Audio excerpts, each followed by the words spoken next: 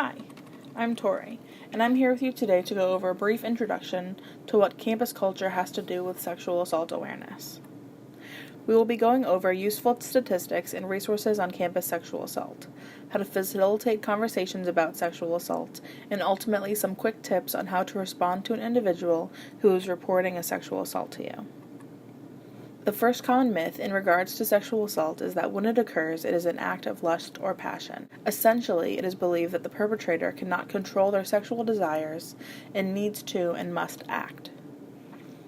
The matter of the fact is that sexual assault is about power and control, not sexual desire and lust. Another common misconception is that if an individual does not fight back in the duration of a sexual assault, then they must have wanted it, or they decided that it wasn't that bad. In fact, many sexual assault survivors can experience a freeze response during an assault. This response means that they completely freeze up to the point where they cannot move or speak. Many still believe that when a sexual assault is reported, that the individual is looking to get attention, is lying about their rape or assault, or is looking for revenge. This is due to a lot of media attention to false reports that are made. But in reality, only 2 to 8% of all rapes are falsely reported. This percentage is equivalent to the false reporting rates of other felonies. In many relationships between partners and spouses, it is believed that sex is a duty to their relationship. So when an assault occurs, it isn't identified by either party as an assault.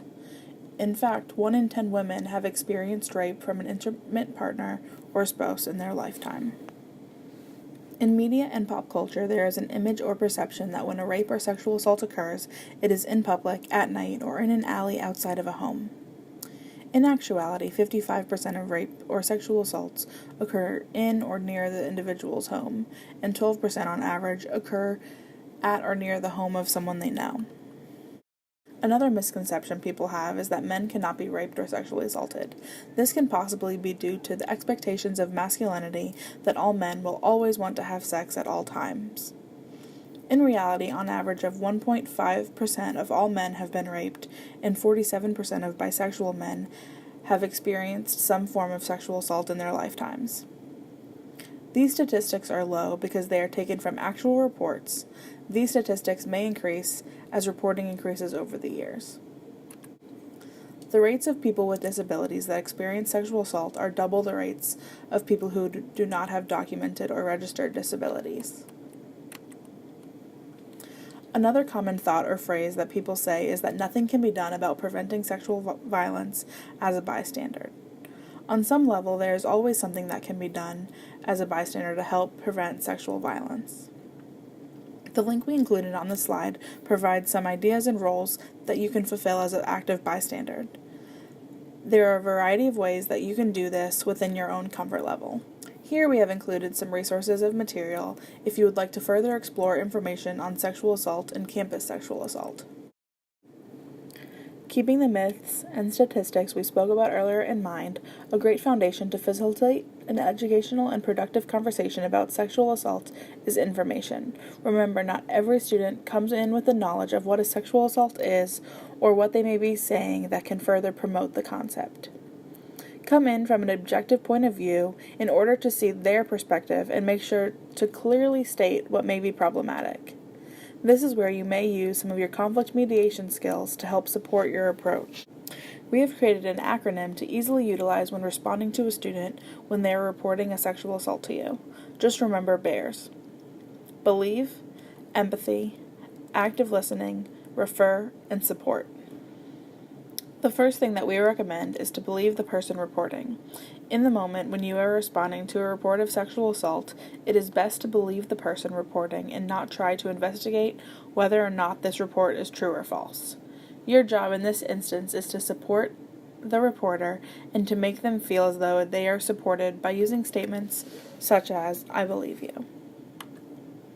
Empathy is the most useful tool that you can possess in your student staff toolbox. This is through trying to understand the feelings and perspective of the individual that is reporting to you. This can be done by thinking, how would I feel if I was going through this experience?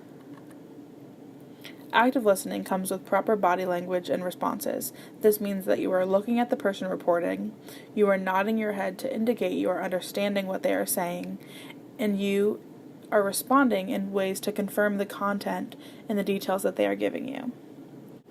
Remember, when you respond, you are not asking questions to investigate the matter. You are simply there to support the student and gain details needed for the report that you will have to make. Make sure you know the resources on campus to support the student further. If they wish to make a criminal report, connect them to UCAPD. Our counseling center offers a support group for those that experience sexual assault and are willing to openly express their stories. Other resources would include our health services. They can get a medical checkup for STIs, as well as they are an additional confidential reporting source. As we've mentioned throughout the entire presentation, support is necessary in interacting with a response scenario. Making sure that the reporting individual feels supported by doing the previous things is essential. Support includes a proper follow-up procedure with the individual. Be sure to check in with the student and let them know that if they need anything else, that you are available to support them. Make sure to complete this module by finishing and submitting the Campus Culture and Sexual Assault Assessment in the Blackboard folder.